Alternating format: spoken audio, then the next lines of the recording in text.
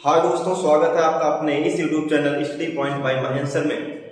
दोस्तों, आज की क्लास के माध्यम से हम एक नई यूनिट जो कि आपके बोर्ड पेपर के लिए बहुत ही इंपॉर्टेंट यूनिट है उसको मैं स्टार्ट करने वाला हूं और यह पूरा चैप्टर को खत्म करेंगे इस यूनिट का।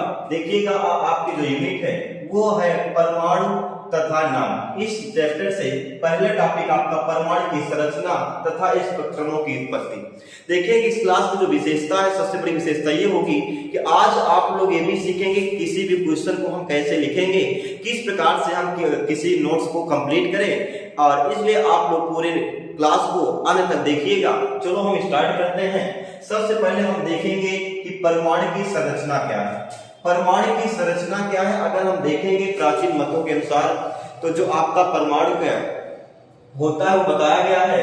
जो आपका परमाणु होता है वो बताया गया था कि प्रत्येक पदार्थ छोटे कणों से मिलकर बना होता है। बताया गया था प्रत्येक पदार्थ छोटे छोटे कणों से मिलकर बना होता है। छोटे छोटे कणों से मिलकर बना होता है, जिसे हम परमाणु के नाम से जानते थे। लेकिन इसकी कोई भी आपके प्रायोगिक या किसी प्रकार का साक्ष्य आपका प्रमाण नहीं मिल पाया था। लेकिन उसके तदुपरांत पुनः 1803 ईस्वी में पर डाल्टन के द्वारा एक परमाणु का सिद्धांत दिया गया था। 1803 ईस्वी में किसके द्वारा? डाल्टन के द्वारा एक परमाणु का सिद्धांत दिया गया था, जिस सिद्धांत के आधार पर बताया गया था कि प्रत्येक पदार्थ छोटे छोटे प्रत्येक पदार्थ छोटे कणों से मिलकर बना होता है, जिसे हम परमाणु कहते हैं। यानी उन्होंने बताया कि जो भी आपका पदार्थ होते हैं सभी ये पदार्थ छोटे छोटे कणों से मिलकर बना होता है, जिसको हम परमाणु के नाम से या एटम के नाम से जानते हैं। लेकिन सबसे बड़ी बात यह थी कि जब डाल्टन ने बताया था कि परमाणु छोटे छोटे कणों से मिलकर बना हुआ था, लेकिन उन्होंने एक बात ये बताई थी कि जो ये परमाणु है, इस परमाणु को ना तो हम भौतिक और ना तो रासायनिक किसी भी विधि के द्वारा हम इसको तोड़ यानी विभाजित नहीं कर सकते।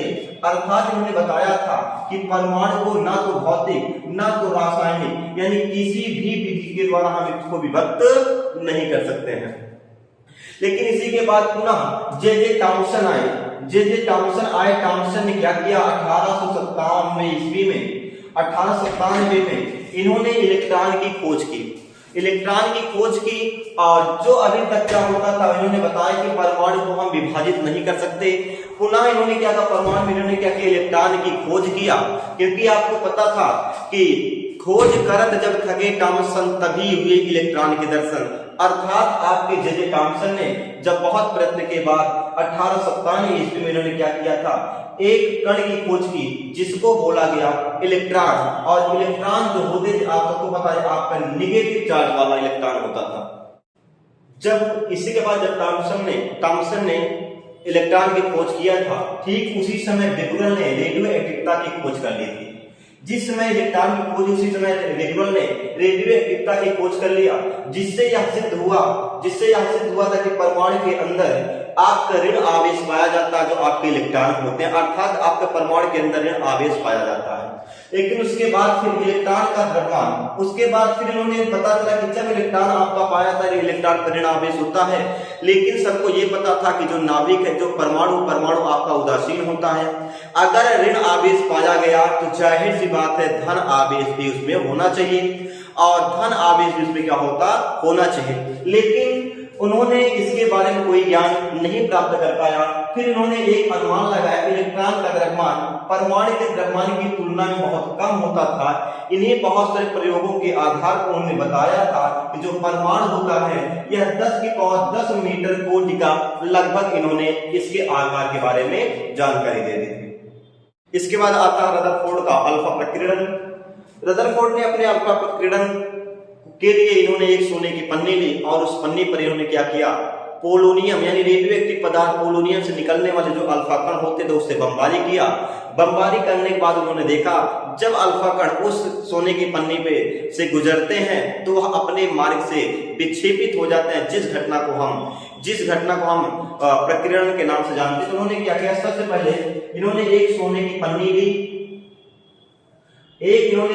पन्नी लिया था और इस सोने की पन्नी पर जब पोलोनियम से निकलने वाला जो अल्फा कण होता है, इस अल्फा कण को इन्होंने इस पन्नी से होकर प्रवेश कराया, इस पर आपतित कराया, तो उन्होंने देखा कुछ अल्फा कण तो सीधा निकल जाते हैं और कुछ अल्फा कण अपने रास्ते से थोड़ा सा क्या हो जाते हैं, विचलित हो जाते हैं, यानी कि विक्षेपित हो जाते हैं। यही घटना आपकी क्या कहलाएगी, यही घटना आपका प्रकीर्णन के नाम से जाना जाता है।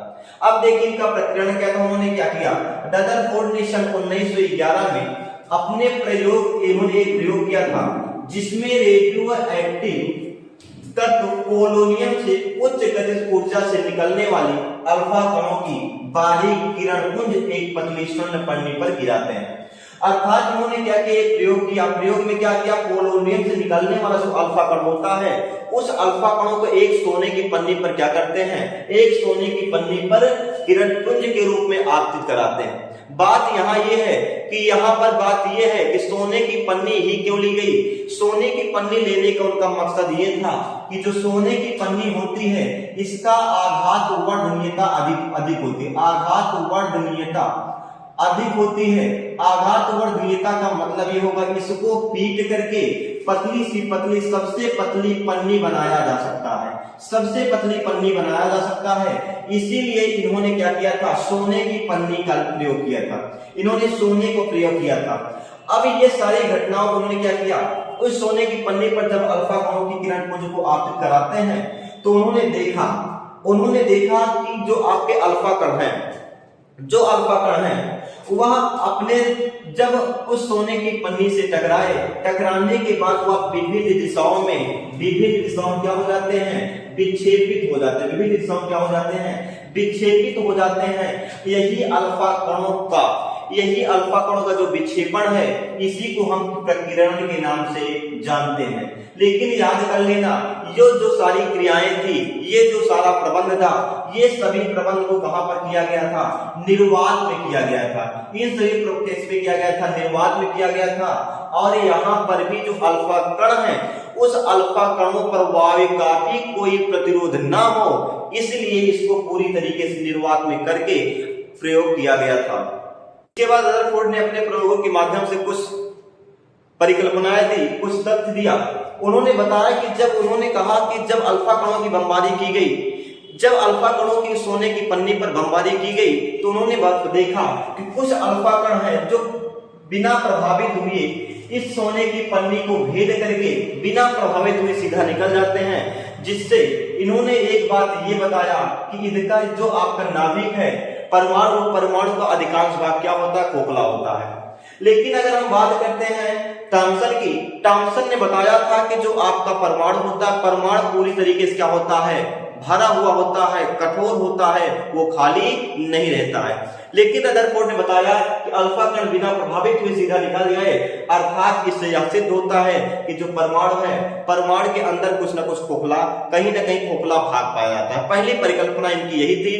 उसके बाद दूसरी परिकल्पना इन्होंने देखा कुछ अल्फा कण जो आपके अल्फा कण होते हैं, अल्फा कण हीलियम के नाभिक यानी धनावेशित होते हैं।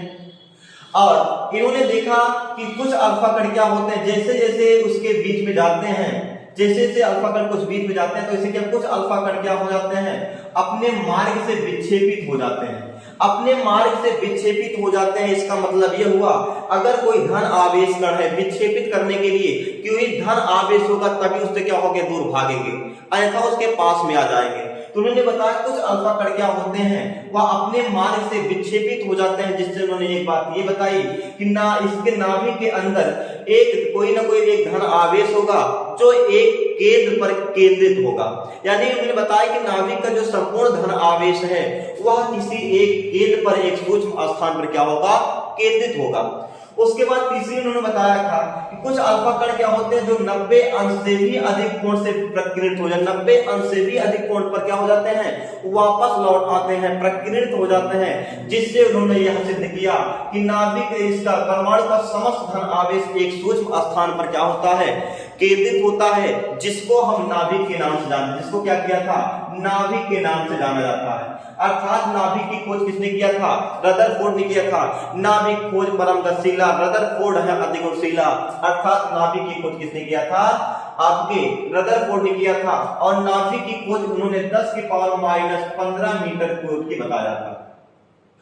अब देखिएगा, सबसे पहले ध्यान दीजिए कि जो पहली परिकल्पना थी, कुछ अल्फा कण सीधा बिना प्रभावित हुए निकल जाते हैं, जिससे यह स्पष्ट होता है कि परमाणु का अधिकांश भाग क्या होता है, खोखला होता है। अधिकांश भाग क्या होगा, खोखला होगा। लेकिन यही टॉमसन बताए थे, टॉमसन क्या बताए थे कि नाभिक का पूरा भाग क्या होता है, कठोर होता है। क्या होता है, कठोर होता है। यानी कुल मिला के ये ठोस होता है, ये खोखला नहीं होता। इसको कौन बताया था, टॉमसन ने बताया था। यहां से टॉमसन और इनके दोनों के बीच का अंतर भी आप समझते चलिएगा।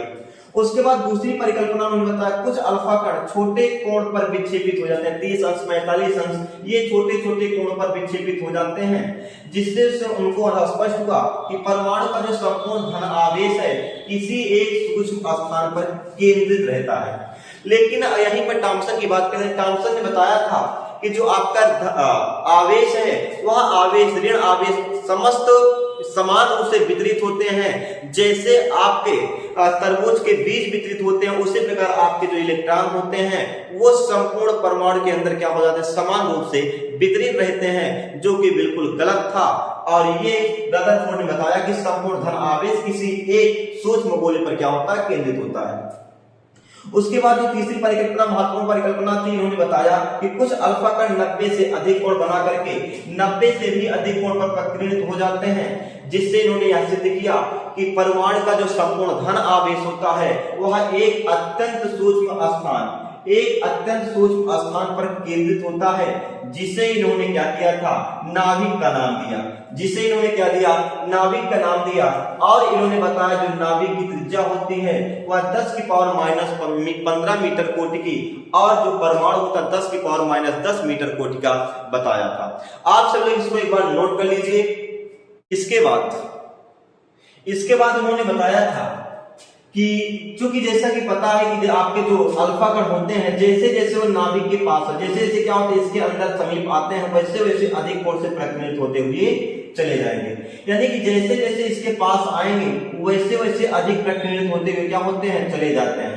जिससे इनको एक बात और मिली थी, इन्होंने एक बात और बताया कि कूलाम का नियम जो होता है वह परमाणु दूरियों के लिए भी लागू होता है, क्योंकि यहाँ पर आपका धन आवेश है, आपका जो अल्फा कण होते हैं यहाँ पर धन आवेश होता है, ये भी अब क्या है, धन आवेश है।